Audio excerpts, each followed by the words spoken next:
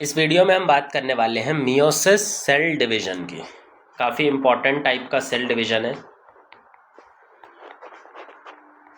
और इसके जो स्टेप्स हैं वो भी माइटोसिस के कंपैरिजन में ज़्यादा कॉम्प्लेक्स दिखाई पड़ते हैं। तो यहाँ पे हम पढ़ने वाले हैं मियोसिस सेल डिवीजन। ये एक स्पेशल टाइप का सेल डिवीजन है, special type of cell division.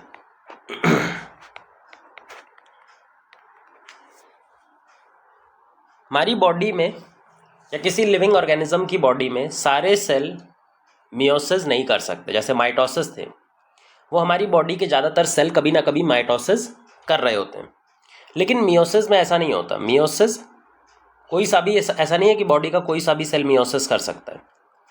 ये सिर्फ कुछ स्पेसिफाइड या चुनिंदा सेल्स में देखने को मिलता है। जिन सेल में मियोसिस देखने को मिलता है उनको बोलते हैं मियोसाइट्स। तो मियोसिस किन में होता है? In specific cells called myocytes.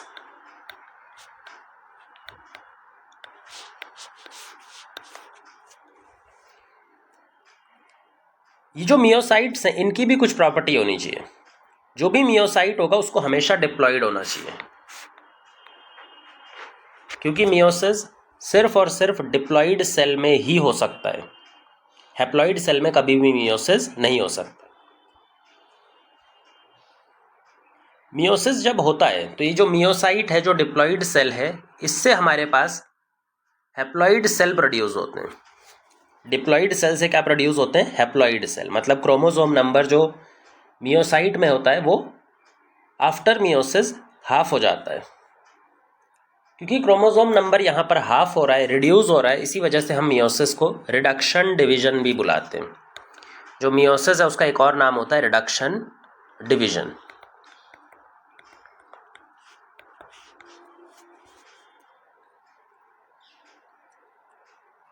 एक और बात याद रखेंगे, मियोसिस जो है वो सेल साइकिल का पार्ट नहीं होता है। मियोसिस एक तरह का डिवीजन जरूर है, बट वो सेल साइकिल का पार्ट नहीं होता है। क्यों?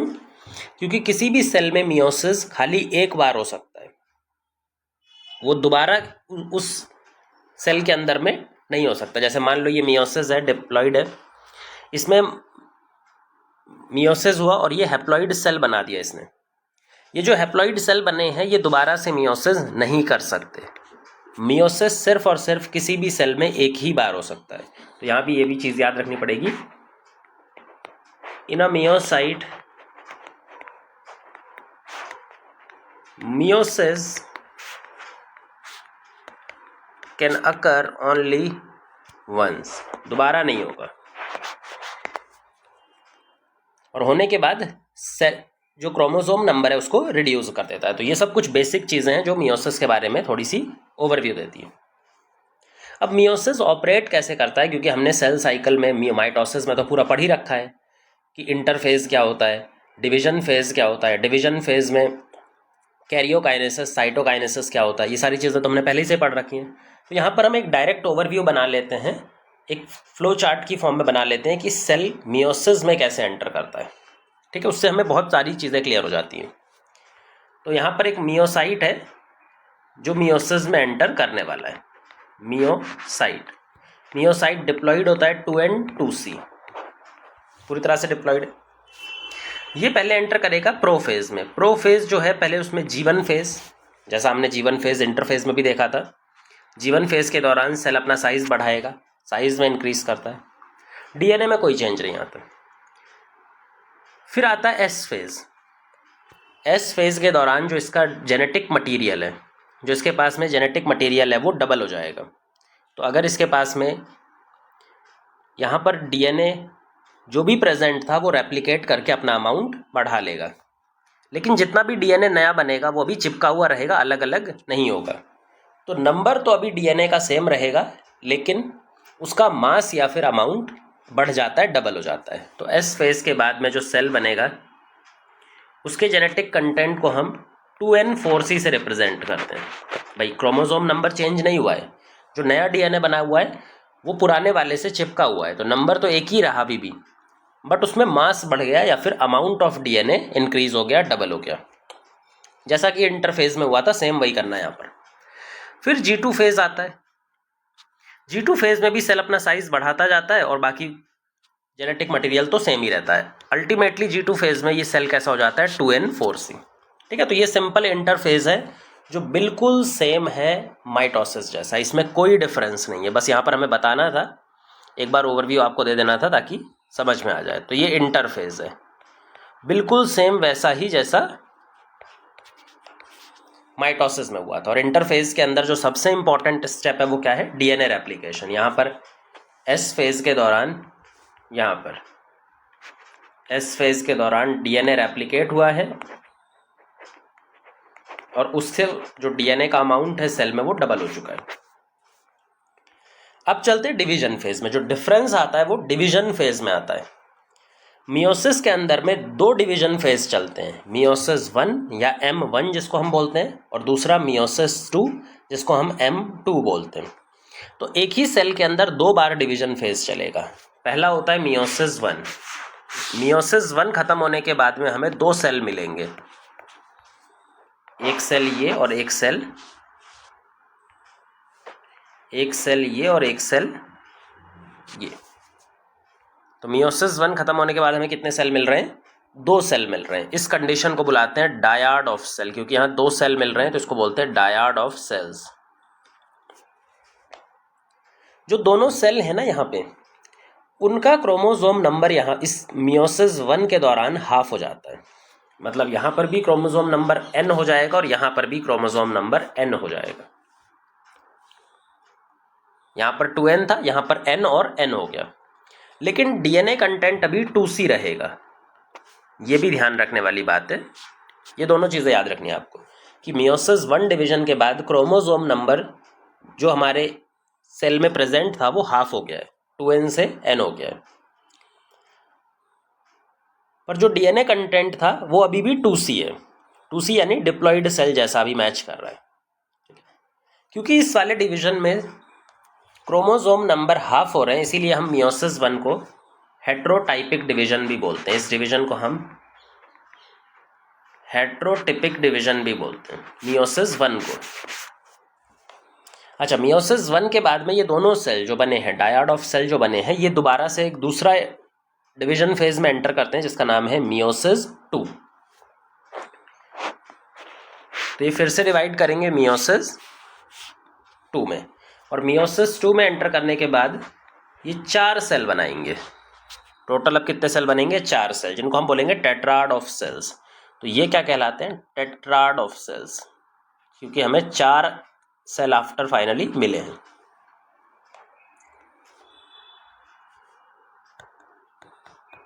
ये मियोसिस 2 है। ये होने के बाद जो हमारे सेल हैं वो कंप्लीट हैप्लॉइड हो जाएंगे, NC, मतलब यहाँ पर डीएनए कंटेंट भी हाफ हो गया।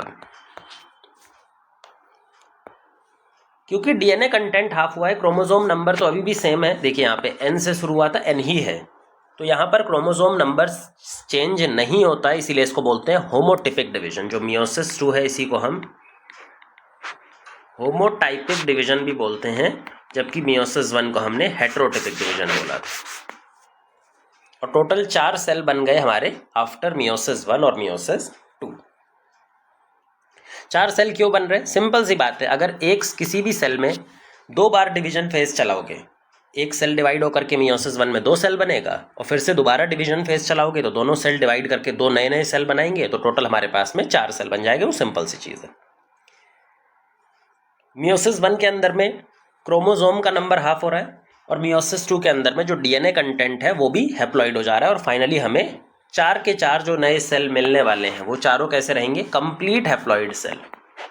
मतलब उनका जेनेटिक कंटेंट पूरी तरह से हैप्लॉइड हो चुका है, क्रोमोसोम नंबर भी हैप्लॉइड है और डीएनए कंटेंट भी हैप्लॉइड है। ये जो चारों सेल्स हैं ये आपस में सिमिलर भी नहीं होते, इनके अंदर में आपस में भी वेरिएशन दिखाई पड़ता है, और पेरेंट्स से भी डिफरेंस दिखाई पड़ता है। ये जो चारों सेल बने हैं ये आपस में सेम नहीं है। जैसे माइटोसिस की हमने बात की थी, तो जो डॉटर सेल बनते हैं माइटोसिस में वो एक दूसरे से भी 100% सेम होते हैं, और पेरेंट के साथ भी 100% सेम होते हैं। लेकिन यहाँ पर चारों सेल एक दूसरे से सिमिलर नहीं होते, ये एक दूसरे से वेरिएशन दिखाते हैं। तो चारों सेल्स वेरिएशन शो करते हैं, एक दूसरे से सिमिलर नहीं होते। ये मियोसिस का एक ओवरव्यू हमने देख लिया, जो कि हमें आगे चल कर के काम आएगा। अब एक बार हम मियोसिस को फ्लो चार्ट की फॉर्म में एक स्टेप वाइज डिवीजन भी कर देते हैं मियोसिस का, क्योंकि वो भी ज़रूरी है। तो अगर हम मियोसिस को डिवाइड करें तो पहला होता है इंटरफेज, जो कि नॉर्मल फेज जैसा ही है। इंटरफेज के बाद में मियोसिस 1 चलेगा। अच्छा, मियोसिस 1 में खुद भी 2 फेज है। पहले कैरियोकाइनेसिस 1, पहले तो न्यूक्लियस का डिवीजन होगा। किसी भी एम फेज में, किसी भी डिवीजन फेज में पहले न्यूक्लियस डिवाइड करता है और फिर साइटोकाइनेसिस सेल डिवीजन चलता है। जो कैरियोकाइनेसिस है वो 4 अलग अलग फेज में डिवाइडेड होता है। Prophase 1, metaphase 1, anaphase 1, telophase 1। फिर टीलोफेज 1 के बाद साइटोकाइनेसिस चल जाता है। फिर तीसरा फेज होता है मियोसिस 2, M2। इस डायरेक्शन में चल रही है इस सीक्वेंस। पहले इंटरफेज से मियोसिस 1, मियोसिस 1 से मियोसिस 2। अब जो मियोसिस 2 होती है वो भी 2 फेज में डिवाइडेड होती है। दोबारा से कोई भी डिवीजन फेज 2 फेज में रहता ही है, कैरियोकाइनेसिस और दूसरा साइटोकाइनेसिस। जो कैरियोकाइनेसिस है वो प्रोफेज 2,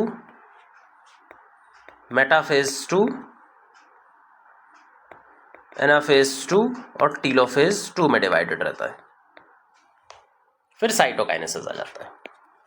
कई बार हमें देखने को मिलता है कि मियोसिस 1 और मियोसिस 2 के बीच में एक छोटा सा फेज, जो बहुत ही इनसिग्निफिकेंट फेज है, वो भी आता है, जो शायद जिसके बारे में मेंशन करना भी बहुत ज़्यादा ज़रूरी नहीं होता, जिसको बोलते हैं इंटरकाइनेसिस।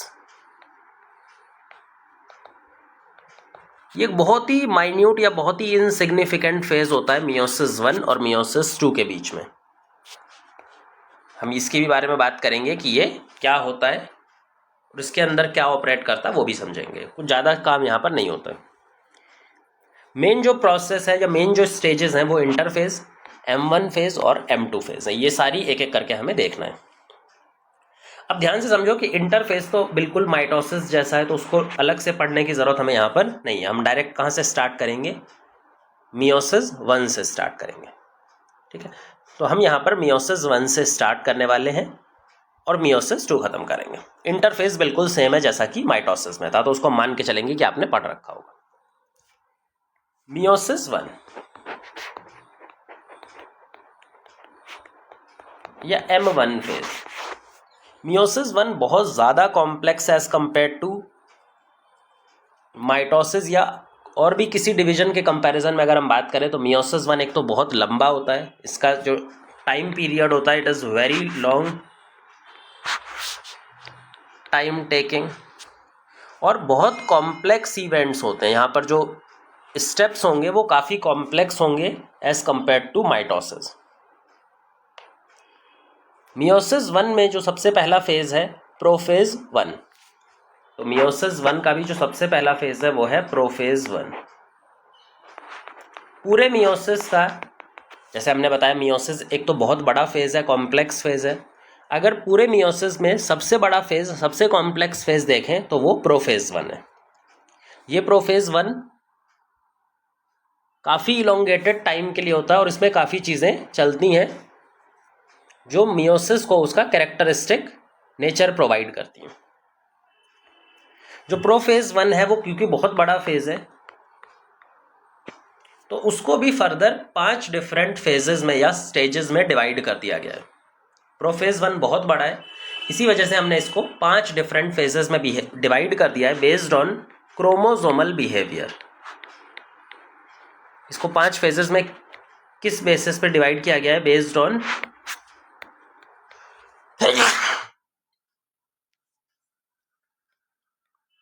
Chromosomal behaviour. क्रोमोसोम किस तरह का दिखाई देगा माइक्रोस्कोप में देखने पे, उसके अंदर क्या एक्टिविटी हो रही होगी एक पर्टिकुलर फेज के दौरान, उसके बेसिस पे इसको 5 डिफरेंट स्टेजेस में डिवाइड किया गया है। वो 5 स्टेजेस हैं लेप्टोटीन, लेप्टोटीन के बाद में जाइगोटीन, जाइगोटीन के बाद में पैकाइटीन, फिर डिप्लोटीन और उसके बाद में डायकाइनेसिस। तो ये 5 डिफरेंट फेज होते हैं जिसमें इसको फर्दर छोटे छोटे फेजेस में डिवाइड कर दिया गया। एक एक करके देखते हैं कि लेप्टोटीन में क्या होता है, जाइगोटीन में क्या होता है, वहां से समझते हैं। तो पहला जो प्रोफेज का सब फेज है वो है लेप्टोटीन।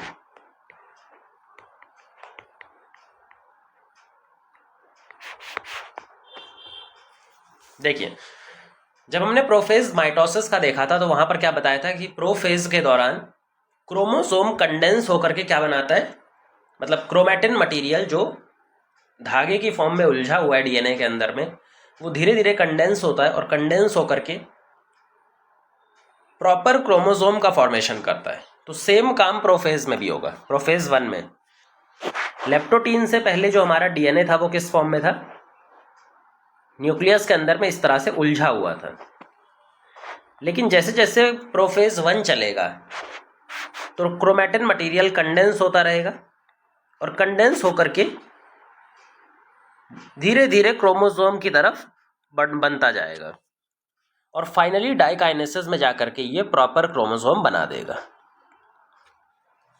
मतलब पूरे प्रोफेज के दौरान चाहे कोई सा भी फेज चल रहा हो, leptotene, zygotene, pachytene, diplotene, diakinesis, chromosomal condensation continue होता रहेगा। लेप्टोटीन से ज़्यादा कंडेंस्ड जाइगोटीन में दिखाई देगा, जाइगोटीन से ज़्यादा कंडेंस्ड पैकाइटीन में दिखाई देगा, पैकाइटीन से ज़्यादा कंडेंस्ड डिप्लोटीन में दिखाई देगा और डिप्लोटीन से ज़्यादा कंडेंस्ड डाइकाइनेसिस में दिखाई देगा। तो डिप्लोटीन में जाकर के फाइनल कंडेंसेशन होने वाला है। अभी तो कंडेंसेशन सिर्फ स्टार्ट होगा कहाँ पे, लेप्टोटीन के अंदर में। तो सेम काम यहाँ पे होता है। लेप्टोटीन में जो मेजर काम है वो है कि इसमें क्रोमैटिन मटेरियल कंडेंस होना सिर्फ स्टार्ट हुआ है, starting of condensation of chromatin material, सिर्फ स्टार्ट हुआ है। जैसे अगर मान लो यहाँ पे एक सेल था, ये इसका न्यूक्लियस है और इस न्यूक्लियस के अंदर में क्रोमैटिन मटेरियल ऐसे उलझा हुआ प्रेजेंट है इंटरफेज के दौरान। तो जब ये लेप्टोटीन फेज में आएगा तो उस दौरान क्या होगा,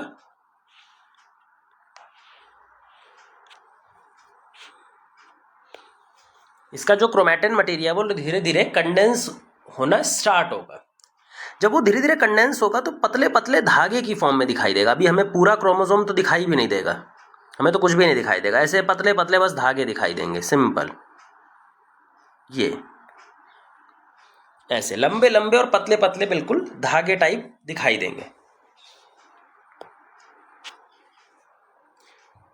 बाहर की साइड पे क्या प्रेजेंट है, अगर ये एनिमल सेल है तो हमें मालूम है साइटोप्लाज्म में एक इंपॉर्टेंट ऑर्गेनील होता है सेंट्रोसोम। अभी दोनों के दोनों सेंट्रोसोम एक साथ में लोकेटेड है, एक पर्टिकुलर जगह पर लोकेटेड रहते हैं। धीरे धीरे आगे चल करके ये भी दोनों अपोजिट पोल पे जाएंगे, लेकिन अभी साथ में लोकेटेड है। और ध्यान से देखो कि जितने भी ये पतले पतले क्रोमोसोम हैं, बहुत ही फाइन या बहुत ही थिन लॉन्ग क्रोमोसोम,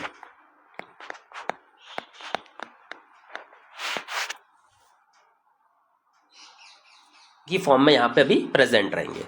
जैसे जैसे इनका कंडेंसेशन लेप्टोटीन में बढ़ता जाएगा, ये लाइट माइक्रोस्कोप के अंदर में विजिबल होने लग जाएंगे। पूरी तरह से तो नहीं दिखेंगे, पर थोड़े थोड़े अब ये लाइट माइक्रोस्कोप में विजुअलाइज होने लग जाएंगे। तो वही हमारा एनसीईआरटी में लिखा है कि these become gradually visible under light microscope. आप इनको देख पाएंगे लेकिन दिखेंगे भी धागे की फॉर्म में, तो ज़्यादा डिफ्रेंसिएशन करना पॉसिबल नहीं होगा, सिर्फ आप इनको ऑब्जर्व कर सकते हैं। अब चलते नेक्स्ट फेज पे, जो कि है जाइगोटीन। जाइगोटीन के अंदर में हमें पेयरिंग देखने को मिलेगी क्रोमोसोम के बीच में। पेयरिंग यानी दो क्रोमोसोम आकर के एक पर्टिकुलर स्ट्रक्चर बनाएंगे जिसको बोलते हैं बाइवेलेंट। तो जाइगोटीन के अंदर में हमें क्या देखने को मिलेगा? Pairing between chromosomes. अब ऐसा नहीं होता कि कोई सा भी क्रोमोसोम आकर के एक के साथ में जुड़ सकता है या पेयर कर सकता है, नहीं। पेयरिंग हमेशा किसके बीच में होती है? Homologous chromosome. जो होमोलोगस क्रोमोसोम की कॉपी होती है हमारे बॉडी में, होमोलोगस क्रोमोसोम के बीच में। जैसे हम लोग डिप्लॉइड ऑर्गेनिज्म है तो हमारे पास हर एक क्रोमोसोम की दो कॉपीज होती हैं। क्रोमोसोम 1 की दो कॉपी होगी, क्रोमोसोम 2 की दो कॉपी होगी, क्रोमोसोम 3 की दो कॉपी होगी। ये हर एक पेयर जो है ये होमोलोगस कॉपी या होमोलोगस पेयर को रिप्रेजेंट कर रहा है। ये दोनों क्रोमोसोम आपस में क्या है? होमोलोगस।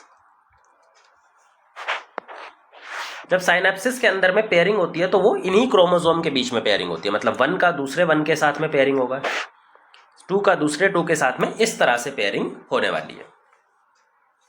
ठीक है, तो यहां पे हम पेयरिंग करके दिखाते हैं। फिर से एक सेल बना लीजिए। इस सेल के अंदर में अभी न्यूक्लियस पूरी की तरह से प्रेजेंट है, क्योंकि न्यूक्लियस कब डिसअपियर होगा? जब प्रोफेज खत्म होने वाला होगा। इधर सेंट्रोजोम है, धीरे धीरे सेंट्रोजोम अपोजिट पोल पे जा रहा है। अभी पहुंचा नहीं है लेकिन धीरे धीरे मूव करना इसने स्टार्ट कर दिया। न्यूक्लियस के अंदर बात करें तो वहां पर हमारे क्रोमोसोम प्रेजेंट है, और क्रोमोसोम के बीच में क्या होने लग गया है? पेयरिंग। ये पेयर बन गया है, ये पेयर बन गया है। मान लो कि इसमें टोटल 4 क्रोमोसोम है, 2 क्रोमोसोम क्रोमोसोम 1 है और 2 सेकंड है। तो ये इस तरह से पेयरिंग हो गई। ये सारा काम न्यूक्लियस के अंदर हो रहा है। इसको समझने के लिए हम इसको एक क्रोमोसोम पेयर को बाहर निकाल लेते हैं, वो ज़्यादा अच्छे से हमें समझ में आएगा। यहाँ पर क्या है? 2 क्रोमोसोम जो होमोलोगस कॉपीज हैं, क्रोमोसोम 1 मान लेते हैं। ये एक क्रोमोसोम 1 है और एक दूसरा क्रोमोसोम 1 है, ये वाला। ये भी 1 है और ये भी 1 है। ये दोनों आपस में पेयर हो गए या फिर साइनेप्स हो गए। पेयरिंग को हम साइनेप्सिस भी बोलते हैं। तो ये आपस में पेयर कर गए या फिर साइनेप्स कर गए। लेकिन ये आपस में पेयरिंग करेंगे किसकी मदद से? एक प्रोटीन का कॉम्प्लेक्स यहां पर डेवलप हो जाता है। ऐसे प्रोटीन का कॉम्प्लेक्स डेवलप हो जाता है, जिस प्रोटीन कॉम्प्लेक्स को हम बुलाते हैं साइनेप्टोनीमल कॉम्प्लेक्स। ये एक प्रोटीन का कॉम्प्लेक्स है, प्रोटीन से बना हुआ है, और यही कॉम्प्लेक्स क्या काम करता है? दोनों होमोलोगस क्रोमोसोम को आपस में पेयरिंग करवाता है, पास पास ला करके जोड़ के रखता है। और साइनेप्टोनीमल कॉम्प्लेक्स की वजह से ये जो पेयरिंग हो रही है इसको हम बोलते हैं होमोलोगस क्रोमोसोम की पेयरिंग या फिर साइनेप्सिस। पेयरिंग को ही हम साइनेप्सिस टर्म भी बुलाते हैं। अच्छा, पेयरिंग होने के बाद में ये जो कंप्लीट स्ट्रक्चर बनता है इसको क्या बोला जाता है? ये जो कंप्लीट हमारे पास में दोनों क्रोमोसोम आपस में पेयर हो चुके हैं, इसको बुलाया जाता है बाइवेलेंट या फिर टेट्राड। इसको हमें क्या बुलाएंगे? बाइवेलेंट या फिर टेट्राड। बाइवेलेंट किस लिए? बाइवेलेंट इसलिए क्योंकि यहां पे 2 क्रोमोसोम है, होमोलोगस क्रोमोसोम 2 क्रोमोसोम है। और टेट्राड इसलिए क्योंकि यहां पर जो टोटल नंबर ऑफ क्रोमैटिड्स हैं वो 4 क्रोमैटिड्स हैं। 4 क्रोमैटिड्स कहां पर है भाई? देखो ये रहे, ये एक क्रोमैटिड है, ये दूसरा क्रोमैटिड है, ये तीसरा और ये चौथा।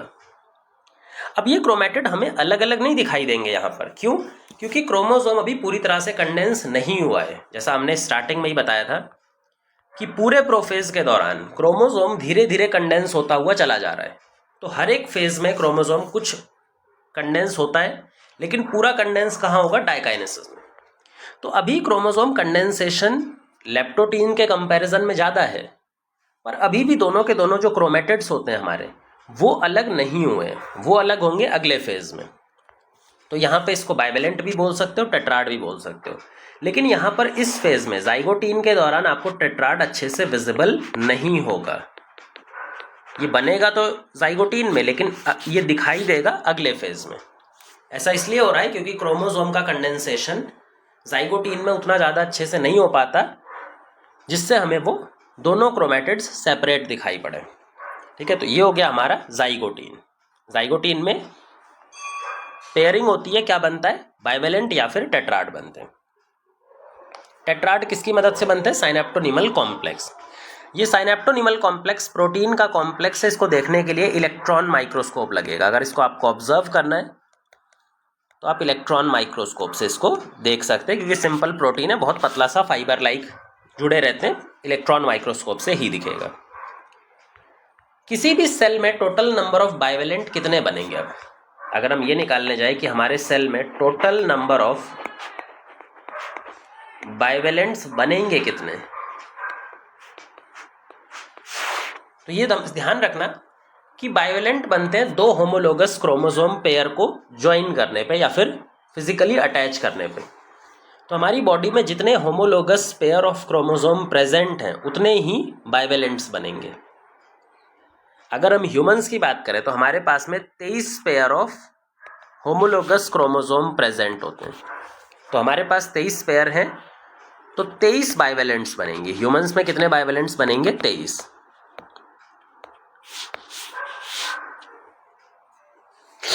क्योंकि हर एक जोड़ा डिप्लॉइड सेल का, डिप्लॉइड क्रोमोसोम का हर एक जोड़ा एक बाइवेलेंट बनाता है। तो 23 पेयर 23 क्रोमोसोम 23 बाइवेलेंट बनाएंगे। अगर कोई दूसरा मान लो ऑर्गेनिज्म है जिसमें टोटल 20, उसके डिप्लॉइड सेल में टोटल 20 क्रोमोसोम है। अब 20 क्रोमोसोम है, इसका मतलब 10 पेयर होंगे। 20 का मतलब होता है 10 पेयर।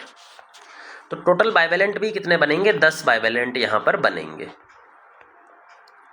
तो यहाँ पर बाइवेलेंट भी टोटल 10 बन जाएंगे। ये कुछ इस तरह के हमें याद रखने हैं जाइगोटीन के कंपैरिजन में। जाइगोटीन के बाद में अब चलते हैं पैकाइटिन, जो कि नेक्स्ट स्टेज है,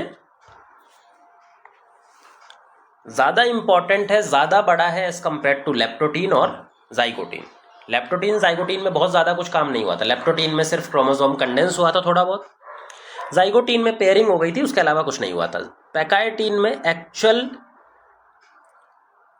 कुछ एक्शन होने वाला है जो क्रोमोसोम को बिल्कुल चेंज करके रख देगा।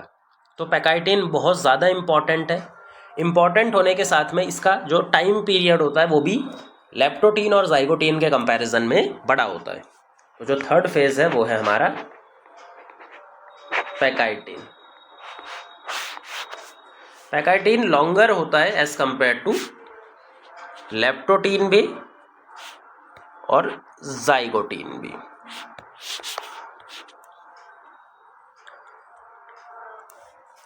अब क्या होता है पैकाइटिन में, देखो हमारे यहां पर अभी तक क्या बन चुका है, साइनेप्टोनिमल कॉम्प्लेक्स से साइनेप्सिस हो चुका है, क्रोमोसोम में बाइवेलेंट बन चुका है। अभी इस बाइवेलेंट पे ही देखना है हमें काम। अब हम डायरेक्ट सीधा बाइवेलेंट्स बना लेते हैं, पूरा सेल बनाने की जरूरत नहीं है। मान के चलना है कि पूरा सेल है, न्यूक्लियस है और न्यूक्लियस के अंदर में पैकाइटिन ऑपरेट कर रहा है। तो हमारे न्यूक्लियस के अंदर में एक बाइवेलेंट बना लेते हैं, उससे समझ में आएगा। ये हमारे पास में कोई एक बाइवेलेंट,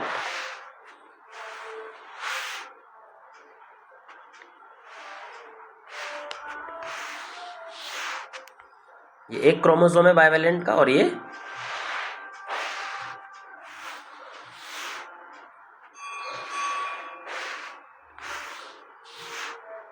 दूसरा क्रोमोसोम है बाइवेलेंट का। अच्छा, अब ध्यान से देखो, इस वाले बाइवेलेंट में जो हमने यहाँ पर पैकाइटिन के लिए बाइवेलेंट डेवलप किया है और जो जाइगोटीन में बाइवेलेंट था, उसमें फ़र्क क्या है।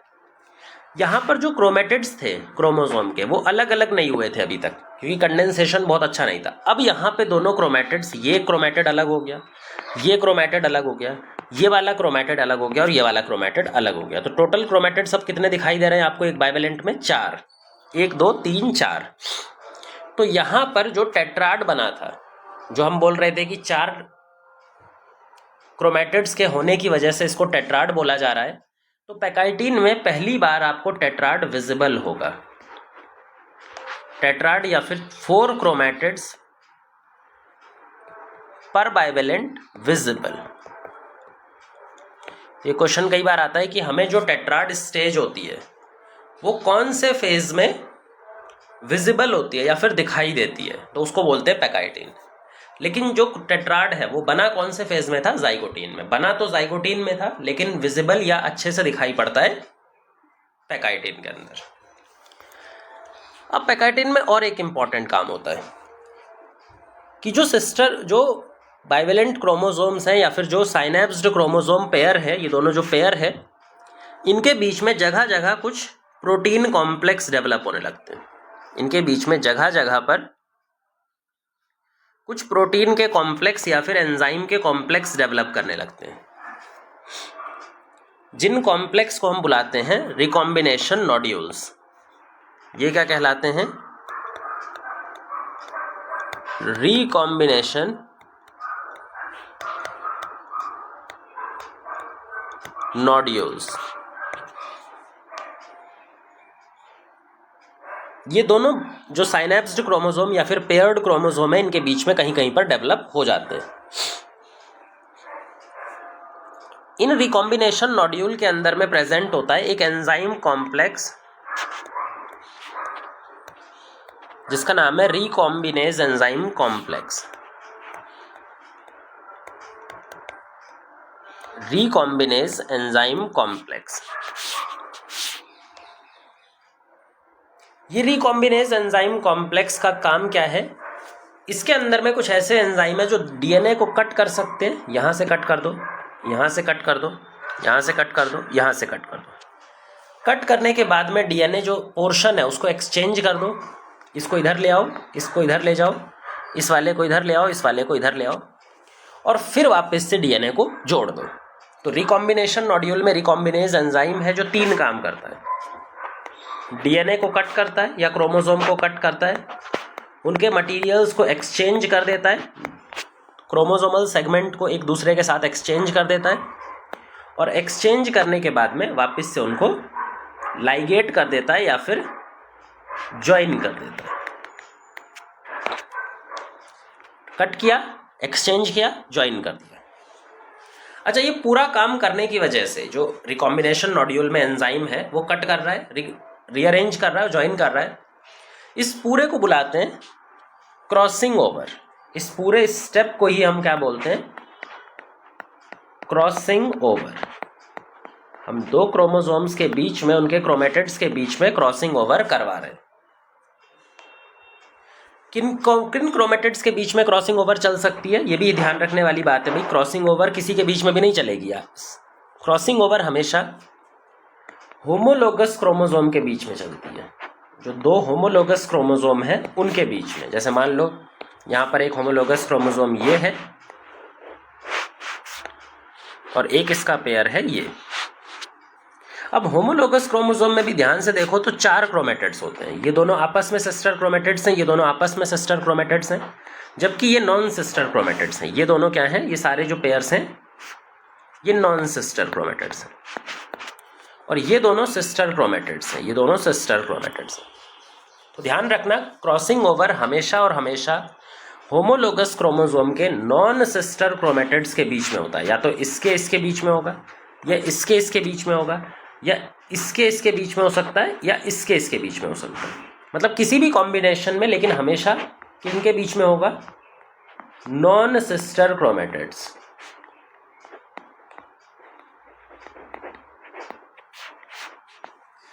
अगर इसका और इसका एक्सचेंज होगा तो उसको रिकॉम्बिनेशन नहीं माना जाता, ठीक है ना। तो रिकॉम्बिनेशन हमेशा non sister chromatids of homologous chromosome के बीच में ऑपरेट करता हुआ दिखाई पड़ता है। क्रॉसिंग ओवर का फायदा क्या होता है, या क्रॉसिंग ओवर से रिजल्ट क्या होता है? जब क्रॉसिंग ओवर एक बार कंप्लीट हो जाती है तो ये वाला जो डीएनए सेगमेंट था या फिर क्रोमोसोम वाला सेगमेंट था वो दूसरे क्रोमोसोम पे चला गया, और जो दूसरे वाले का क्रोमोसोमल सेगमेंट था वो इस वाले क्रोमोसोम पे आ गया। इसको बुलाते हैं रिकॉम्बिनेशन। क्रॉसिंग ओवर होने की वजह से जो फाइनली हमारा होता है कि क्रोमोसोम क्या हो जाता है? रिकम्बाइन, या फिर उसमें रिकॉम्बिनेशन दिखाई पड़ता है। रिकॉम्बिनेशन यानी कि जो क्रोमोसोमल सेगमेंट्स हैं आर शफल्ड और रिकम्बाइंड उनको मटेरियल एक्सचेंज हो गया, वो रिकम्बाइन हो गए, शफल हो गए पूरे। तो क्रॉसिंग ओवर होने की वजह से रिकॉम्बिनेशन दिखाई पड़ता है। और रिकॉम्बिनेशन इतना ज़रूरी क्यों है? क्योंकि यही वो रिकॉम्बिनेशन है जिसकी वजह से जो 4 सेल मियोसिस में बनेंगे वो एक जैसे नहीं बनते, क्योंकि जब एक बार क्रॉसिंग ओवर हो गया तो क्रोमोसोमल सेगमेंट भी चेंज हो गए। तो अब जो क्रोमोसोमल सेगमेंट 4 नए सेल के अंदर में, डॉटर सेल के अंदर में जाएंगे, वो पेरेंट से अलग होंगे। तो रिकॉम्बिनेशन की वजह से वेरिएशन आता है, जो मियोसिस का एक इम्पॉर्टेंट फीचर है कि सेल में वेरिएशन लाना। पेरेंट जैसा नया सेल नहीं बनना चाहिए, वो इसीलिए होता है क्योंकि यहाँ पे रिकॉम्बिनेशन स्टेप ऑपरेट कर रहा होता है। तो ये हमने पढ़ लिया यहाँ पर रिकॉम्बिनेशन। अब रिकॉम्बिनेशन होने के बाद नेक्स्ट फेज आता है डिप्लोटीन। जो तीसरा फेज है, चौथा फेज जो है, दैट इज डिप्लोटीन। डिप्लोटीन के अंदर में क्या होने वाला है? देखो, जो क्रोमोसोम अभी साइनैप्स हुए थे, जो पेयर हुए थे, पेयर होकर के क्या बना रहे थे? बाइवेलेंट। वो बाइवेलेंट एक्चुअल में बना क्यों था? वो बाइवेलेंट बना था ताकि proper recombination, crossing over 2 chromosome के बीच में हो पाए। क्योंकि अगर वो पास पास नहीं रहेंगे तो क्रॉसिंग ओवर करना पॉसिबल नहीं है। तो क्रॉसिंग ओवर करवाने के लिए दोनों का पास पास होना बहुत ज़रूरी था। लेकिन एक बार जब क्रॉसिंग ओवर पैकाइटिन स्टेज में ख़त्म हो गई, तब उन दोनों का पेयरिंग रहने का कोई मतलब नहीं है। तो डिप्लोटीन स्टेज में यही होता है कि उन दोनों को जो पेयर हुए थे जाइगोटीन में, उन्हें सेपरेट करना है।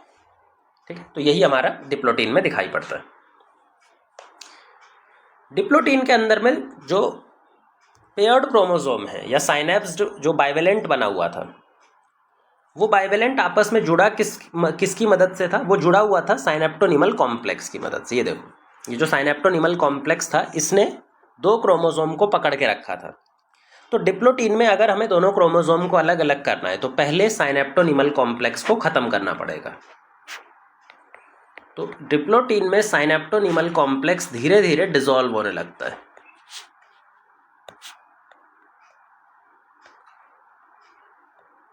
या डिसइंटीग्रेट होने लगता है, खत्म होने लगता है। एक बार जब सारा साइनेप्टोनिमल कॉम्प्लेक्स खत्म हो जाएगा तो जिससे क्या होगा कि क्रोमोसोम एक दूसरे से सेपरेट होने लगेंगे। Chromosome start moving away from each other, या सेपरेट होना स्टार्ट कर देंगे। क्योंकि क्रोमोसोम के ऊपर में नेगेटिव चार्ज होता है, आपको मालूम है। तो 2 डीएनए या क्रोमोसोम चिपके हुए नहीं रहते, वो दूर भागना चाहते हैं, एक दूसरे से अलग होना चाहते हैं, क्योंकि साइनेप्टोनिमल कॉम्प्लेक्स तो खत्म हो गया। तो ये कुछ ऐसी स्टेट बन जाएगी। एक बार हम यहाँ पे बना के दिखा देते हैं। ये हमारे पास में एक क्रोमेटिड है,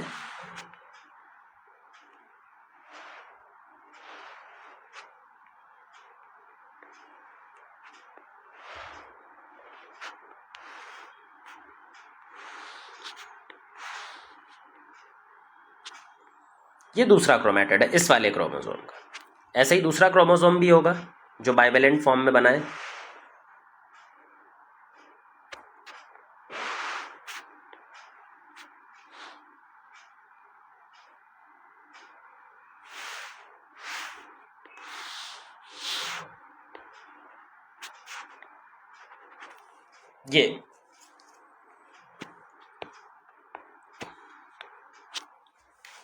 ये जो दोनों क्रोमोसोम थे, इनके बीच में जो साइनेप्टोनिमल कॉम्प्लेक्स था वो पूरी तरह से डिसॉल्व हो गया, खत्म हो गया। जैसे ही साइनेप्टोनिमल कॉम्प्लेक्स खत्म हुआ तो क्रोमेटिड्स दूर दूर भागने की कोशिश करने लगेंगे। ये वाले क्रोमेटिड इधर, ये वाले क्रोमेटिड इधर, ये वाले इधर, ये वाले इधर, इधर, ये इधर। हर जगह से ये दूर चले भी जाएंगे, लेकिन कुछ जगहों पर देखो हमने इनको चिपका के रखा हुआ है।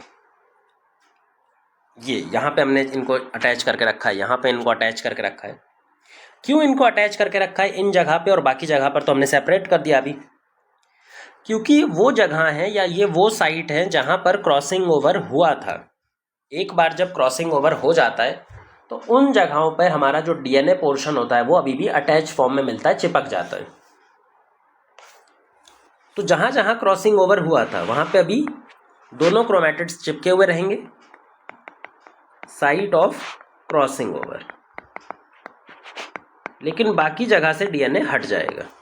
तो जहां भी ये भी एक साइट ऑफ क्रॉसिंग ओवर है, ये भी एक साइट ऑफ क्रॉसिंग ओवर है, जिसकी वजह से इसके अक्रॉस जो साइट ऑफ क्रॉसिंग ओवर है, इस पॉइंट के अक्रॉस देखो क्रोमैटिड्स कैसे अरेंज हैं, एक्स शेप में। ये भी दूर जाना चाह रहे हैं, ये इस तरह से अरेंज है, ये भी दूर जाना चाह रहे हैं, ये इस तरह से अरेंज है। तो यहाँ पर क्या पूरा एक एक्स शेप स्ट्रक्चर डेवलप कर रहा है। सेम यहाँ पर भी देखो, यहाँ पर ये क्रोमैटिड्स दूर भाग रहे हैं, एक एक्स शेप स्ट्रक्चर डेवलप हो रहा है।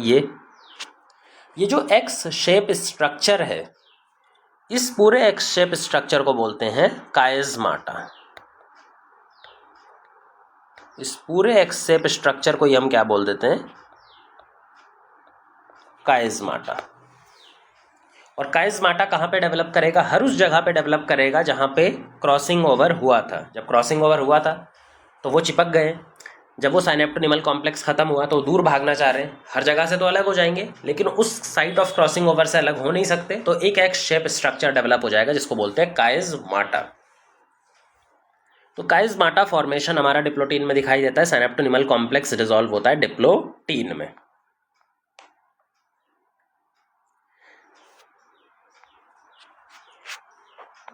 ये जो डिप्लोटीन स्टेज है, ये कुछ वर्टिब्रेट्स के अंदर में उनके साइड में जो एग सेल, फीमेल बॉडी में एग सेल डेवलप हो रहा होता है, उनके अंदर बहुत इलोंगेटेड टाइम में भी हो सकता है। भैया डिप्लोटीन जो है ना, it can be highly elongated phase. कुछ पर्टिकुलर सेल ऐसे होते हैं जहां पर इसका टाइम पीरियड बहुत ज़्यादा इंक्रीज हो जाता है। जैसे एक सेल है वर्टिब्रेट oocyte, जो वर्टिब्रेट ऑर्गेनिज्म होते हैं उनका oocyte जो होता है, जो एग डेवलपमेंट करता है फीमेल बॉडी में, उसका oocyte बचपन से लेके प्यूबर्टी तक, या बचपन से लेके जब तक वो अपना सेक्सुअल साइकिल स्टार्ट नहीं करता तब तक पूरा डिप्लोटीन में ही फंसा हुआ रहता है। तो वर्टिब्रेट के oocyte में डिप्लोटीन फेज कितना बड़ा हो सकता है, मंथ्स तक हो सकता है, या कई ईयर्स तक भी हो सकता है, या कई ईयर्स तक भी हो सकता है। जैसे इसका सबसे अच्छा एग्जांपल तो ह्यूमन फीमेल्स ही हैं। जब एक ह्यूमन फीमेल एम्ब्रियो स्टेज में होती है तो वहां पर oocyte बनता है और oocyte जाके डिप्लोटीन में अरेस्ट हो जाता है। और ये डिप्लोटीन में कब तक अरेस्ट रहेगा, जब तक प्यूबर्टी स्टार्ट ना हो जाए। जब प्यूबर्टी स्टार्ट होती है तो ये आगे फर्दर मैच्योर होता है और एग बनाता है, लेकिन तब तक 13-14 साल तक ये इसी फेज में अटका हुआ रहता है। तो आप देख सकते हैं डिप्लोटीन कुछ सेल के अंदर में वर्टिब्रेट oocyte में बहुत ही बड़ा टाइम पीरियड ऑक्यूपाई कर सकता है। अच्छा, डिप्लोटीन को भी हम बना देते हैं सेल के अंदर में, क्योंकि सारा काम अभी सेल के अंदर चल रहा है, सारा काम अभी न्यूक्लियस के अंदर चल रहा है। हम तो ऊपर बना रहे थे, बट अभी सब कुछ कहाँ पे चल रहा है,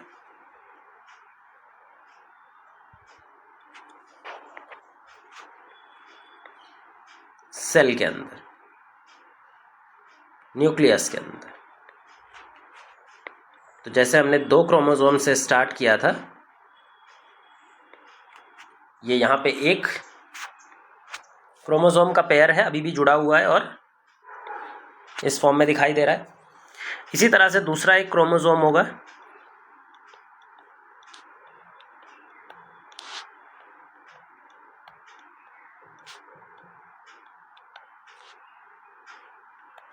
ये, और यहाँ पे काइज़माटा दिखाई दे रहे होंगे आपको, ये काइज़माटा, ये काइज़माटा, ये दूसरे क्रोमोसोम का जो काइज़माटा ये है। इस स्टेज को बोलते हैं डिप्लोटीन स्टेज। जो बाहर सेंट्रोजोम है वो धीरे धीरे अपोजिट पोल पे अभी भी मूव ही करते जा रहे हैं, क्योंकि अब हमें लास्ट फेज में चलना है जहां पे पूरा प्रोफेज कंप्लीट होने वाला है। तो एक ओवरव्यू आपको होना चाहिए कि अभी भी सारा काम कहाँ पे चल रहा था, न्यूक्लियस के अंदर। लास्ट फेज ऑफ प्रोफेज जो आता है वो है डायकाइनेसिस। तो जो 5वां फेज है प्रोफेज 1 का, या लास्ट फेज है, दैट इज डायकाइनेसिस।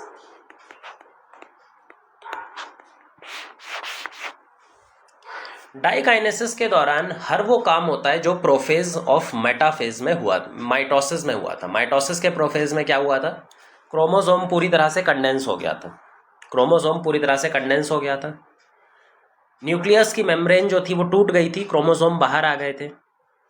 जो सेंट्रोसोम था वो अपोजिट पोल पे पहुंच गया था और अपोजिट पोल पे जाने के बाद स्पिंडल फाइबर रिलीज करना या रेडिएट करना उसने स्टार्ट कर दिया था। वो सारा काम होगा, लेकिन उसके अलावा कुछ एडिशनल काम भी होगा क्योंकि यहाँ पे अभी काइज़माटा बना हुआ है। तो पहला काम जो डाइकाइनेसिस में होता है वो है टर्मिनलाइजेशन ऑफ काइज़माटा।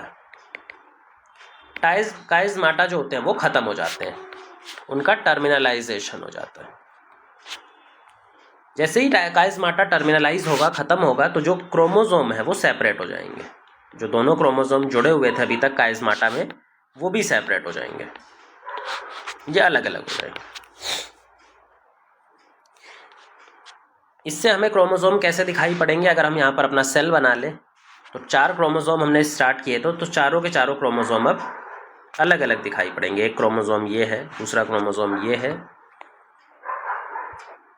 एक क्रोमोसोम और ये क्रोमोसोम। इन क्रोमोसोम के ऊपर में कोई न्यूक्लियर एनवलप नहीं है, क्योंकि न्यूक्लियर एनवलप जो है वो डिसइंटीग्रेट हो चुकी है, ख़त्म हो चुकी है, जैसा कि प्रोफेज में होता है। तो प्रोफेज 1 के डाइकाइनेसिस में न्यूक्लियर मेम्ब्रेन डिसइंटीग्रेट हो गई। न्यूक्लियर मेम्ब्रेन के साथ में ER, गोल्जी, न्यूक्लियोलस सब कुछ भी डिसइंटीग्रेट हो गया। तो हर चीज़ यहाँ पे खत्म हो चुकी है, डिसइंटीग्रेट हो चुकी है। इसके अलावा जो सेंट्रोसोम धीरे धीरे वो अपोजिट पोल की तरफ मूव कर रहा था, वो फाइनली अपोजिट पोल पे पहुंच जाता है। सेंट्रोसोम, एक सेंट्रोसोम यहाँ पहुंच गया, दूसरा सेंट्रोसोम बिल्कुल अपोजिट पोल पे यहाँ पहुंच गया। यहाँ पहुंचने के बाद में ये स्पिंडल फाइबर आगे की तरफ बढ़ाने लगते हैं। ये यहाँ पे भी स्पिंडल फाइबर आगे की तरफ रिलीज करने लगते हैं, और इन दोनों स्ट्रक्चर को, दोनों सेंट्रोसोम प्लस स्पिंडल फाइबर को मिला करके हम क्या बोलते हैं? स्पिंडल एपरेटस, जिसको मियोसिस के दौरान मियोटिक एपरेटस बोला जाता है। Meiotic apparatus. इसी एपरेटस को अगर माइटोसिस हो रहा होता तो माइटोसिस एपरेटस भी बोलते हैं, माइटोटिक एपरेटस भी बोलते हैं। यहाँ पर इसको मियोटिक एपरेटस बोलते हैं, क्योंकि ये मियोसिस में अब आगे काम करने वाला है। क्या ये सारे फेज देख के आपको ये नहीं लग रहा कि जो सेल है वो प्रिपेयर कर रहा है नेक्स्ट फेज में जाने के लिए? इसीलिए डाइकाइनेसिस को हम ट्रांजिशन फेज बुलाते हैं टू मेटाफेज। कौन सा फेज बुलाते हैं? Transition to metaphase. तो डाइकाइनेसिस वो फेज है जिसमें सेल ट्रांजिट करता है, धीरे धीरे मूव करता है टुवर्ड्स द मेटाफेज की तरफ। तो ये हमारा खत्म हो गया प्रोफेज 1, जो सबसे ज़्यादा कॉम्प्लेक्स है। अगर ये समझ में आ गया तो बाकी सब तो आपने माइटोसिस में पहले ही पढ़ रखा है। वहाँ तो बस स्पिंडल फाइबर का जुड़ना होगा, स्पिंडल फाइबर से क्रोमोसोम अलग होगा, वही सब करना है। लेकिन अगर ये समझ में आ गया प्रोफेज 1 के सारे स्टेप, तो अपने आप बात बन जाएगी। अच्छा, पूरे प्रोफेज 1 में जेनेटिक कंटेंट कैसे चेंज हुआ है ये भी समझना ज़रूरी है कि भाई हमारा जेनेटिक कंटेंट कैसे चेंज होता है। न्यूमेरिकल उसी पे बनते हैं। इंटरफेज के बाद, जब इंटरफेज खत्म हुआ था तो DNA किस फॉर्म में था? Genetic material 2N4C। प्रोफेज 1 में DNA के अंदर कोई भी चेंज नहीं आया। प्रोफेज 1 में जेनेटिक मटेरियल में DNA में 1% चेंज नहीं आया है। तो जो भी जेनेटिक मटेरियल है वो अभी भी 2N4C स्टेट में ही रहेगा, कोई चेंज नहीं होता इसमें पूरे प्रोफेज 1 में। ना तो लेप्टोटीन में, ना जाइगोटीन में, ना डिप्लोटीन में, ना पैकाइटिन में, ना डाइकाइनेसिस में, कोई भी चेंज यहाँ पर नहीं होने वाला। तो सेल अभी भी इसी स्टेज में है। अब हम नेक्स्ट स्टेज पर चलते हैं जिसका नाम है मेटाफेज 1।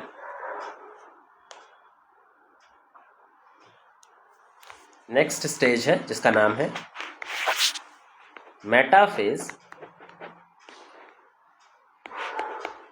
1। अब मेटाफेज में अगर हम माइटोसिस से फिर से कंपेयर करते हैं, भाई मेटाफेज में क्या हुआ था? माइटोसिस में सारे के सारे क्रोमोसोम जाकर के एक इक्वेटोरियल प्लेन पे अलाइन हो गए थे, और उस इक्वेटोरियल प्लेन पे जो क्रोमोसोम का अरेंजमेंट था जिसको हम बोलते हैं मेटाफेजिक प्लेट, यहाँ पर भी सेम वही काम होता है, बस कुछ थोड़ा सा वेरिएशन होता है। तो ऑल क्रोमोसोम जाएंगे और कहाँ पे अरेंज हो जाएंगे, अरेंज्ड एट इक्वेटोरियल प्लेन। फिर से प्लेन तो वही रहेगा, इक्वेटोरियल प्लेन पे जाकर के अलाइन हो जाएंगे। लेकिन जो अलाइनमेंट होगा क्रोमोसोम का वो दो मेटाफिजिक प्लेट की फॉर्म में होगा। यहाँ पर एक मेटाफिजिक प्लेट नहीं बनती, यहाँ पर टोटल कितनी मेटाफिजिक प्लेट बनती है, दो मेटाफिजिक प्लेट बनती है। कैसे समझो, यहाँ पे एक सेल बनाते हैं और हमने 4 क्रोमोसोम से स्टार्ट किया था, तो 4 क्रोमोसोम ही यहाँ पे डेवलप करेंगे। ये एक सेंट्रोसोम है, एक अपोजिट सेंट्रोसोम है।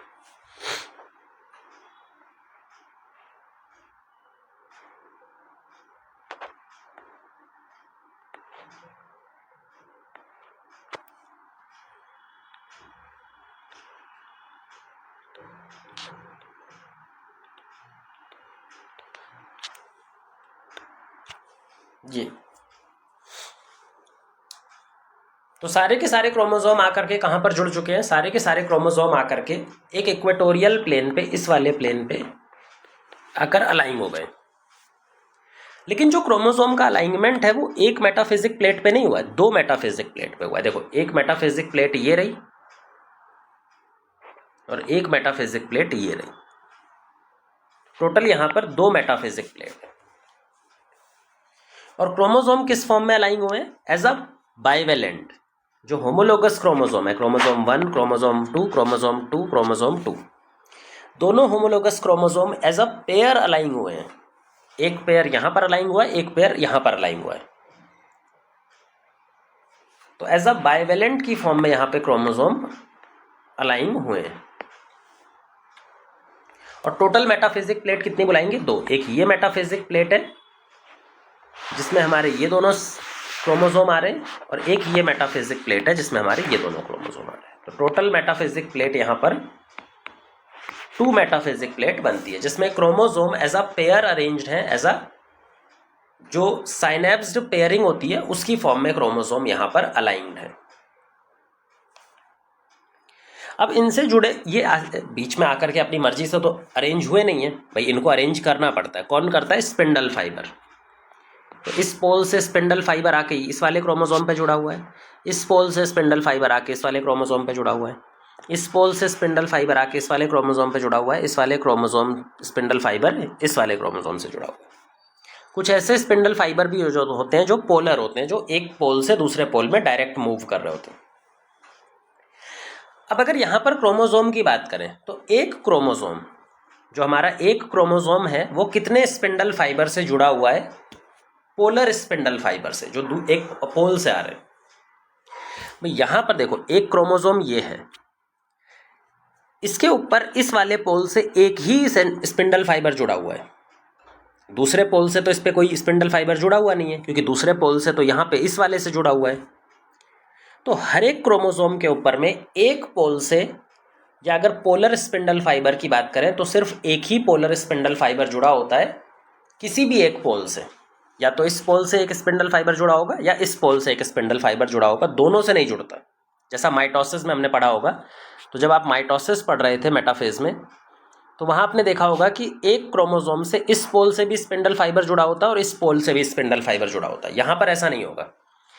एक क्रोमोसोम से एक ही पोल से, एक साइड वाले पोल से एक स्पिंडल फाइबर जुड़ा होता है, दूसरा वाला स्पिंडल फाइबर दूसरे पोल से यहां पर जुड़ा हुआ नहीं रहता। तो यहां पर हम लिख सकते हैं कि ईच क्रोमोसोम एक स्पिंडल फाइबर से जुड़ा होता है, पोलर स्पिंडल फाइबर। जो पोलर स्पिंडल फाइबर है ना, उससे एक ही पोलर स्पिंडल फाइबर से जुड़ा होता है किसी भी एक पोल से, या तो इस वाले से या तो इस वाले से। अब यहां पे हमें बन गए बाइवेलेंट्स। अच्छा, टोटल नंबर ऑफ बाइवेलेंट्स मेटाफेज में, मेटाफेज 1 में टोटल कितने बनने वाले हैं? अगर हम बात करें यहाँ पे नंबर ऑफ बाइवेलेंट्स की, वापस मेटाफेज में टोटल बाइवेलेंट्स कितने बनेंगे? Haploid number of chromosome. भाई जितना भी हैप्लॉइड नंबर ऑफ क्रोमोसोम है उतने ही बनेंगे। अगर हमारे पास 46 क्रोमोसोम है 23 पेयर में, तो बाइवेलेंट कितने बनेंगे? हर एक पेयर एक बाइवेलेंट बनाएगा, तो टोटल 23 बाइवेलेंट्स बनेंगे। ठीक है ना? तो जितना हैप्लॉइड नंबर ऑफ क्रोमोसोम होता है उतने ही बाइवेलेंट्स यहाँ पर बनने वाले हैं। ये बात हो गई मेटाफेज 1 की। मेटाफेज के वन के बाद अब चलते हैं एनाफेज 1। नेक्स्ट स्टेज एनाफेज 1 पर चलते हैं। एनाफेज 1,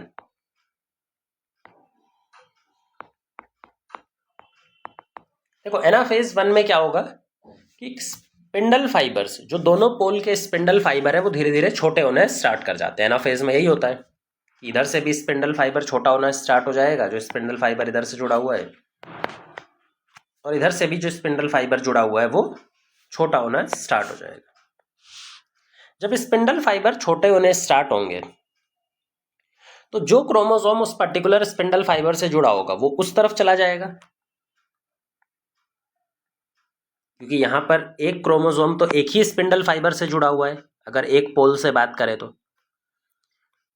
और दूसरा वाला जो क्रोमोसोम था वो दूसरे पोल से स्पिंडल फाइबर से जुड़ा हुआ था।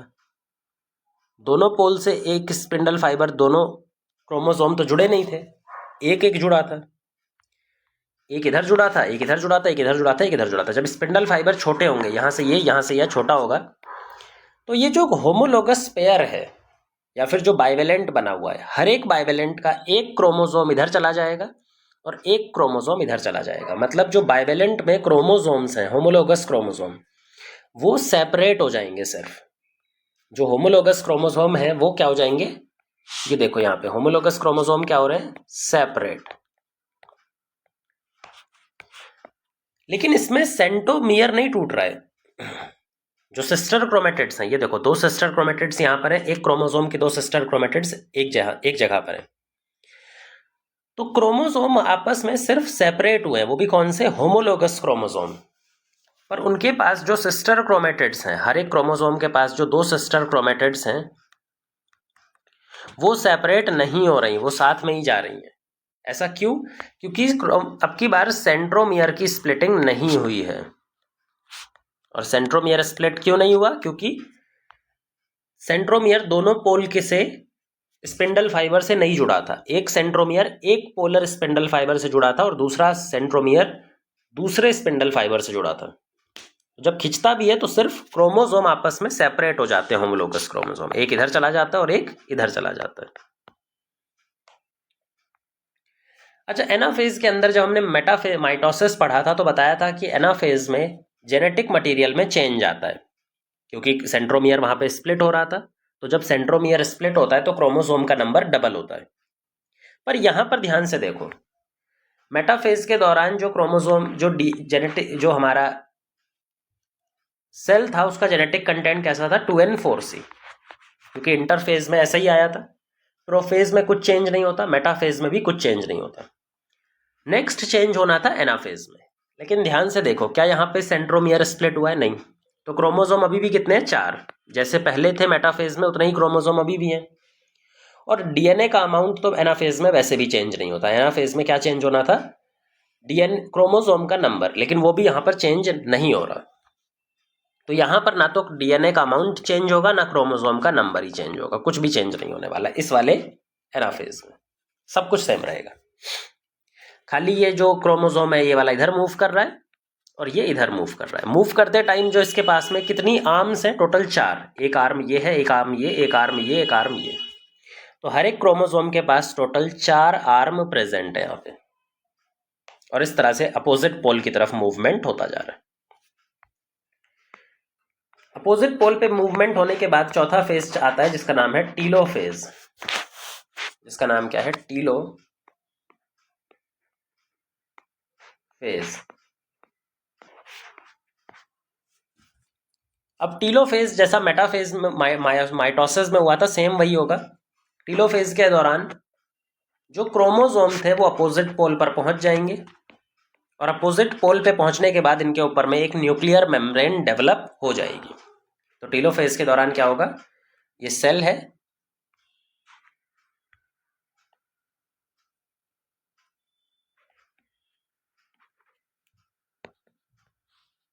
जो होमोलोगस क्रोमोसोम थे वो अपोजिट पोल पे पहुंच गए।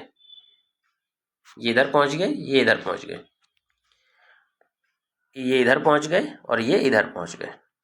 ये दोनों क्रोमोसोम 1 है, ये 2 है, और इधर भी क्रोमोसोम 1 है और 2 है। यहाँ पर पहुँचने के बाद इनके ऊपर में एक न्यूक्लियर मेम्ब्रेन डेवलप हो जाएगी। इस पर भी न्यूक्लियर मेम्ब्रेन हो जाएगी और इस पर भी न्यूक्लियर मेम्ब्रेन, जैसा टीलोफेज में होता है। तो दो न्यूक्लियस बन गए जिनके अंदर में डीएनए अपना अपना पहुँच गया। टीलोफेज में हमने बताया था कि क्रोमोसोम का नंबर भी आधा हो जाता है और डीएनए का कंटेंट भी आधा हो जाता है। तो जब टीलोफेज हुआ तो हर एक न्यूक्लियस में अब क्या दिखाई पड़ेगा, N-N-2C। एनाफेज के दौरान देखो, एनाफेज के दौरान क्या है, 2N-4C। तो जब दोनों आधा होगा तो N-N-2C और ये वाला भी कैसा हो जाएगा, N और 2C। तो जो सेल है यहाँ पर अब कैसा दिखाई पड़ता है, हैप्लॉइड क्रोमोसोम नंबर के रेस्पेक्ट में। लेकिन जो डीएनए का अमाउंट है या डीएनए का जो मास है वो अभी भी सेम रहेगा 2C, मतलब वो अभी डिप्लॉइड सेल जैसा ही है। अच्छा, टीलोफेज के दौरान अब हमारा जो क्रोमोसोम था वो धीरे धीरे डीकंडेंस होकर क्रोमैटिन बनाना चाहिए, लेकिन मियोसिस के दौरान ऐसा नहीं हो पाता। मियोसिस के दौरान क्या होने वाला है कि जैसे ही क्रोमोसोम धीरे धीरे कंडेंस होने वाला था, ये कंडेंस होना स्टार्ट होता ही है कि तुरंत हमारा नेक्स्ट डिवीजन साइकिल स्टार्ट हो जाता है, मियोसिस 2। तो जो क्रोमोसोम है ये यहाँ पर कभी भी पूरी तरह से डीकंडेंस नहीं हो पाएंगे। देखो, जैसे मान लो ये एक क्रोमोसोम है, ये टीलोफेज 1 में बना, ये स्टार्ट ही करेगा डीकंडेंस होना, धीरे धीरे डीकंडेंस हो ही रहा था कि जब तक ये वापस से कौन सा डिवीजन स्टार्ट हो जाएगा, मियोसिस 2। तो मियोसिस 2 में वापस से प्रोफेज 2 आ जाएगा, वापस से ये क्या हो जाएगा, कंडेंस। तो ये हल्का फुल्का कंडेंस डीकंडेंस हो सकता है, बट पूरी तरह से डीकंडेंस होने का इसको टाइम ही नहीं मिलता यहाँ पर। तो क्रोमोसोम एनसीईआरटी के डायग्राम में भी आप देखोगे तो टीलोफेज में अलग अलग बना रखे हैं, वहाँ पे उन्होंने उसको क्रोमैटिन में चेंज नहीं किया। उसका रीज़न यही है। टीलोफेज के बाद में बात है साइटोकाइनेसिस, जिसमें दो डिफरेंट सेल बन जाएंगे जिनको हम बोलते हैं डायड ऑफ सेल। साइटोकाइनेसिस हो जाएगा जिसमें दो अलग अलग सेल बन जाएंगे,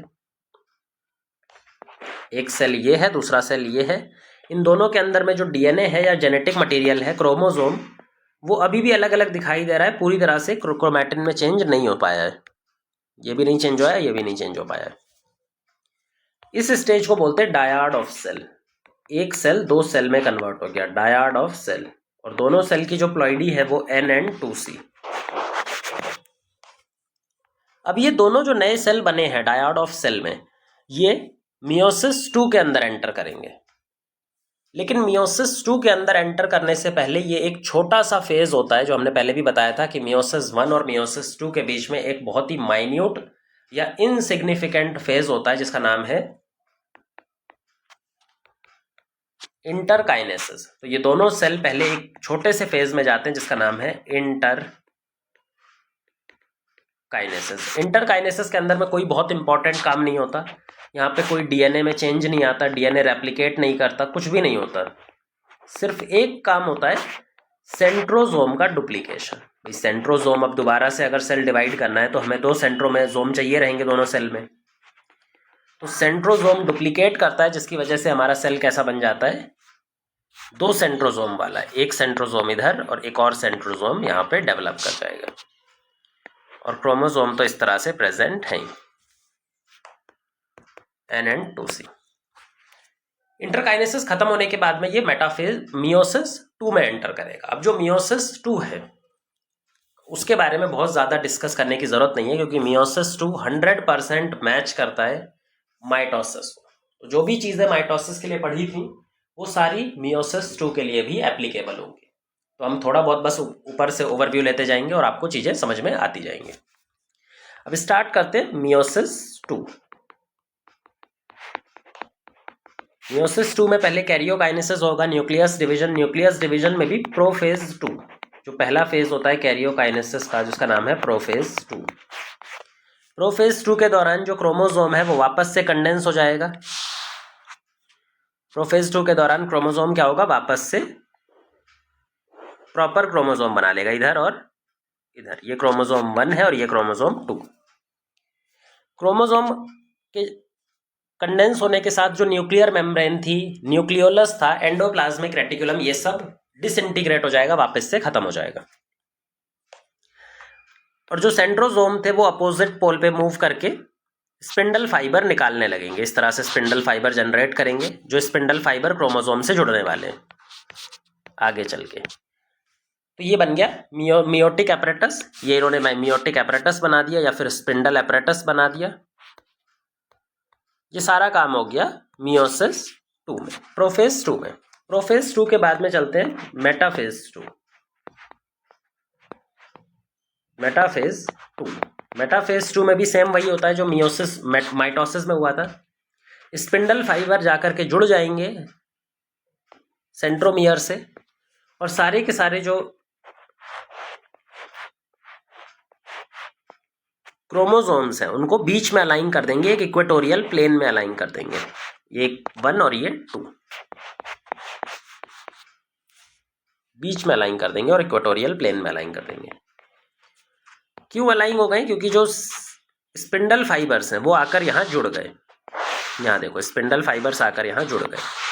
अब यहाँ पर ध्यान से देखना, जो हर एक क्रोमोसोम है वो कितने स्पिंडल फाइबर से जुड़ा हुआ है टोटल?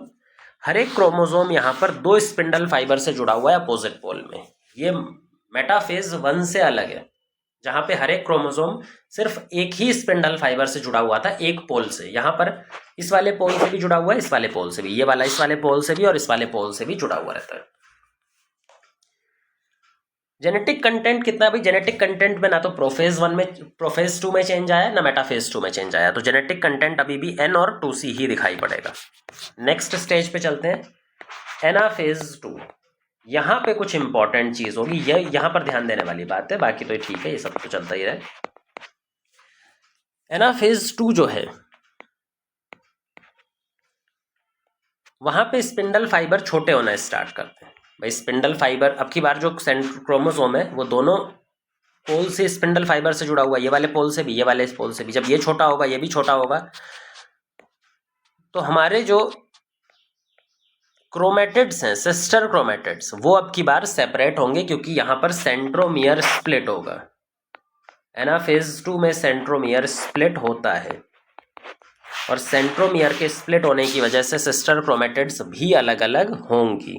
तो यहाँ पर ये जरूर ध्यान रखना है कि यहाँ पर सिस्टर क्रोमेटिड्स अलग अलग होती हैं, जो कि एनाफेज 1 में नहीं हुई थी। एनाफेज 1 में सिंपल होमोलोगस क्रोमोसोम आपस में सेपरेट हो गए थे। तो एक डायग्राम बना लेते हैं वापस से एनाफेज 2 का।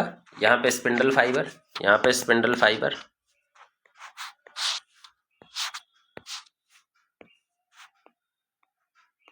ये क्रोमोसोम इधर जा रहा है, ये क्रोमोसोम इधर जा रहा है, ये क्रोमोसोम इधर जा रहा है, ये क्रोमोसोम इधर जा रहा है। अब की बार क्रोमोसोम जो मूव कर रहे हैं एनाफेज में वो सिंगल क्रोमेटिड्स वाले, देखो यहाँ पे सिंगल क्रोमेटिड है, यहाँ पर भी सिंगल क्रोमेटिड्स हैं। इस तरह से सिंगल क्रोमेटिड वाले यहाँ पे मूव कर रहे हैं। क्योंकि सेंट्रोमियर स्प्लिट हुआ है, क्रोमेटिड्स सेपरेट हुए हैं, यहाँ पर क्रोमोसोम नंबर डबल हो जाएगा, तो यहाँ पर क्रोमोसोम का नंबर बढ़ेगा। मेटाफेज के अंदर क्रोमोसोम नंबर कितने थे? N और 2C, तो एनाफेज में क्या हो जाएगा? 2N 2C। डीएनए कंटेंट तो सेम ही रहेगा 2C, लेकिन क्रोमोसोम का नंबर अब डबल हो चुका है, 2N हो चुका है, डबल हो जाता है यहाँ पे। एनाफेज के बाद 1 के बाद आता है टीलोफेज 2।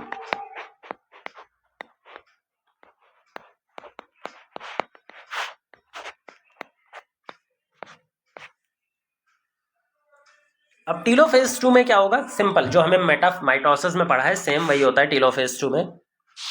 जो दोनों सिस्टर क्रोमेटिड्स हैं वो यहाँ पहुँच गई, एक इधर क्रोमोसोम 1 और 2, इधर भी सिस्टर क्रोमेटिड्स एक इधर पहुँच गई, एक इधर पहुँच गई 1 और 2। इनके ऊपर में न्यूक्लियर मेम्ब्रेन डेवलप हो जाती है, इसके ऊपर भी न्यूक्लियर मेम्ब्रेन डेवलप हो जाती है, अलग अलग हो जाती है। ये सेंट्रोजोम। एक बार न्यूक्लियर मेम्ब्रेन डेवलप होने के बाद में ये डीकंडेंस होकर के क्रोमैटिन बना लेता है, इस तरह का क्रोमैटिन। यहाँ पर भी डीकंडेंसेशन हो जाता है और ये क्रोमैटिन बना लेता है। अब की बार पूरा डीकंडेंसेशन होगा, क्योंकि अब की बार खत्म होने जा रहा है, जो इसके अलावा दूसरा कोई डिवीजन अब आगे नहीं होने वाला, तो ये पूरी तरह से डीकंडेंस हो जाएगा।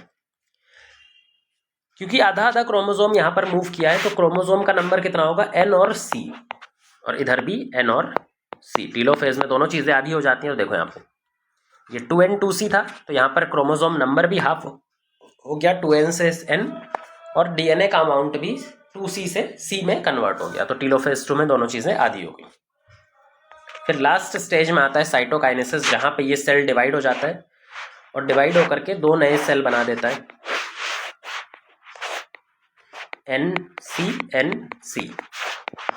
अब ये बात तो हमने एक सेल के लिए की है भाई। यहाँ पे अगर हम अपने मियोसिस 1 की बात करें तो मियोसिस 1 में हमें टोटल सेल कितने मिले थे? मियोसिस 1 होने के बाद 2 सेल, एक सेल ये, एक सेल ये। तो ये दोनों सेल मियोसिस 2 में एंटर कर रहे हैं। तो जब ये दोनों सेल मियोसिस 2 में एंटर करेंगे तो फाइनल सेल कितने बनेंगे? 4। मियोसिस 1 के बाद 2 सेल बने थे, मियोसिस 2 के बाद 4 सेल बनेंगे। और चारों के चारों कैसे रहेंगे? N और C हैप्लॉइड रहेंगे, कंप्लीट हैप्लॉइड। हैप्लॉइड होने के साथ इनके बीच में वेरिएशन भी होगा, आपस में भी सेम नहीं होता, ये वेरिएशन होता है बिकॉज ऑफ रिकॉम्बिनेशन। जो पैकाइटिन स्टेज में रिकॉम्बिनेशन हुआ था उसकी वजह से यहाँ पर वेरिएशन दिखाई पड़ेगा। ये हो गई बात पूरे मियोसिस कैसे ऑपरेट करता है, क्या क्या स्टेप्स उसके अंदर में होते हैं। अब मियोसिस कहाँ पर देखने को मिलता है, उसकी सिग्निफिकेंस क्या है? अब हमें चलना है सिग्निफिकेंस ऑफ मियोसिस।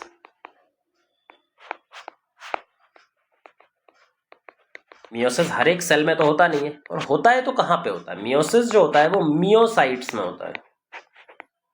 ऐसे डिप्लॉइड सेल जो मियोसिस शो करते हैं।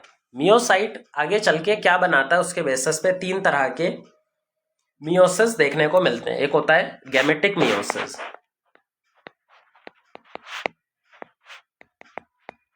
गैमेटिक मियोसिस किसमें होता है? Gamete mother cell. जो मियोसाइट होता है वहां पे ये क्या होता है? Gamete mother cell. ये डिप्लॉइड सेल होता है जो मियोसिस करता है और मियोसिस करके हैप्लॉइड गैमीट का फॉर्मेशन करता है।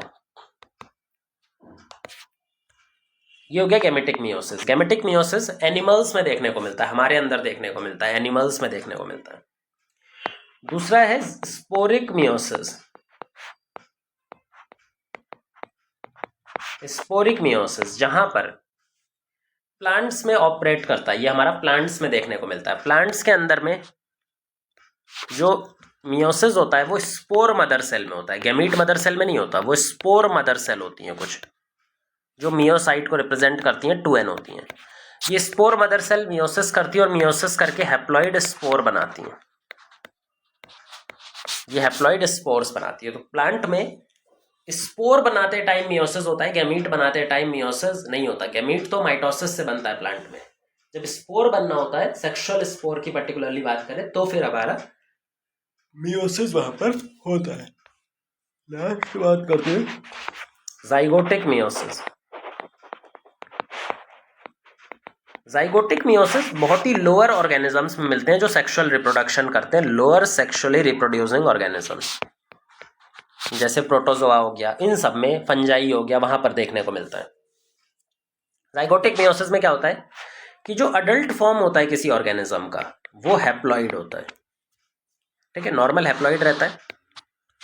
अब जब उसको सेक्सुअल रिप्रोडक्शन करना होता है तो उसके अपने सेल को किसी दूसरे सेल के साथ फ्यूज करके जाइगोट बनाना रहता है। सेक्सुअल रिप्रोडक्शन हो गया, जाइगोट बन गया। लेकिन अडल्ट फॉर्म तो हैप्लॉइड है, तो मतलब ये जाइगोट में क्या होगा? Directly meiosis. इसी जाइगोट में क्या हो जाएगा? मियोसिस। और मियोसिस होने के बाद में ये हैप्लॉइड सेल बना देगा। ये हैप्लॉइड सेल बड़ा होकर मैच्योर होकर के अडल्ट फॉर्म में कन्वर्ट हो जाएगा। तो डायरेक्टली यहाँ पर जाइगोट के अंदर ही मियोसिस हो जाता है, इसलिए इसको बुलाते हैं जाइगोटिक मियोसिस। ये 3 तरह के मियोसिस देखने को मिलते हैं।